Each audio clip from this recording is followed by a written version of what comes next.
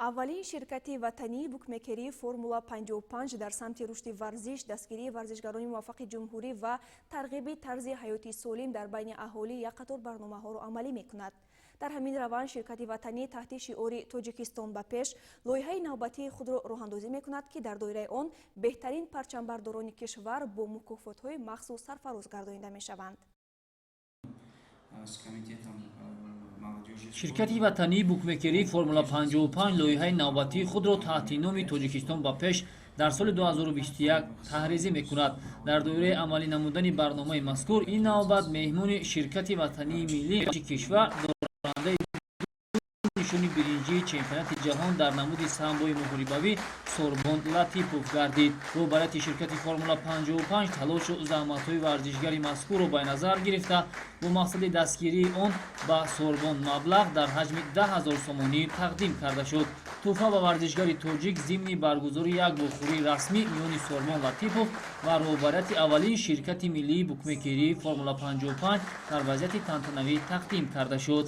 ҳадаф аз ин иқдом дастгирии варзишгар Сорбон Латипов мебошад. дар доираи лоиҳаи Тоҷикистон ба пеш, ин аллакай чорумин варзишгаре мебошад, ки бо мукофоти мазкур қадрдонӣ карда мешаванд. хотиррасон мекунем, ки ширкати Формула 55 дар доираи лоиҳаи Тоҷикистон ба пеш ҳар моҳ як тан аз варзишгари муваффақи кишварро бо ин ҷоиза қадрдонӣ менамояд. ба иқрори коршиносон, лоиҳаи мазкур парчамбардоронро барои пирӯзӣ ва расидан ба ҳадафҳои худ боз ҳам наздиктар мекунад.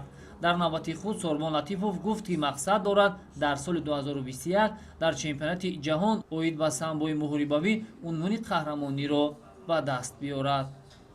миннатдории худамро ба аввалин ширкати миллии Формула 55 мерасонам, ки барои саҳми арзанда ба варзиш гузоштани худашон, ман имрӯз яке аз ин варзишгарон ҳастам, ки аз ҷониби ин ширкат мукофотонида шудам ва хуб мешуд, ки дигар ширкатҳо ҳам саҳми худашонро дар соҳаи варзиши тоҷик мегузоштанд. ин гуна дастгириҳо барои варзишгар як илҳоми тоза бахшида ва ба варзишгар як нерӯ мебахшад. қаблан ширкати Формула 55 тавассути барномаи Тоҷикистон ба пеш қайиқрон Шаҳриёр Даминов, дзюдочи Комроншоҳи Уступирён ва мушзан Шаҳбоз Нигматуллоевро бо ҷоизаи мазкур қадрдонӣ карда буд. ширкати Формула 55 дар тӯли фаъолияти худ ба таври мунтазам чорабиниҳои гуногуни варзиширо фаъолона дастгирӣ мекунад.